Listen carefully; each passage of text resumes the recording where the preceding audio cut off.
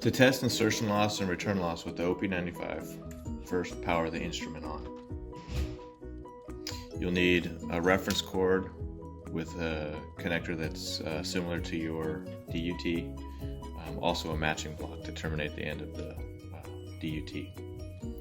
So initially the instrument starts up in OPM mode. To do dual wavelength measurements, it's usually easier just to cycle over to the dual wavelength IL, and what we're going to do is we're going to perform a reference.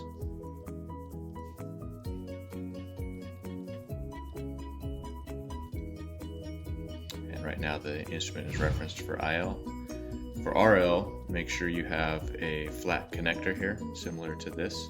You're going to press and hold reference, and it's going to cycle through the two wavelengths. It's going to zero the instrument to a 14.7 dB return loss. So next I want to connect up my DUT. What I'm going to do is I'm going to navigate to the dual IL, dual RL mode.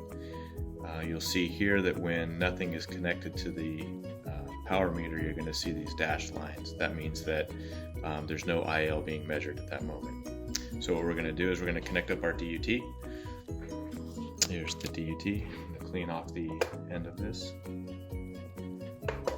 And I'm going to mate the DUT to the front end or to the reference cable. So right now you'll see that we're getting bad return loss measurements. What I need to do is terminate the back end of this DUT into the matching block. And so that gives us our return loss measurement there, 45 and 52. Next, to measure insertion loss, I'm going to connect this up, and we're going to see the IL measurement. So we get a 0.15 and a 0.1 L dB for IL. And then you would test the other side, disconnect it, disconnect here, connect up the DUT on this side, terminate the back end with the matching block. So we get a much better return loss here, so 50 and 52. And then I'm going to connect up this to the power meter, which will give us our IL measurements. So we're getting an IL of 0.34 and 0.31 on this instrument, or on this DUT.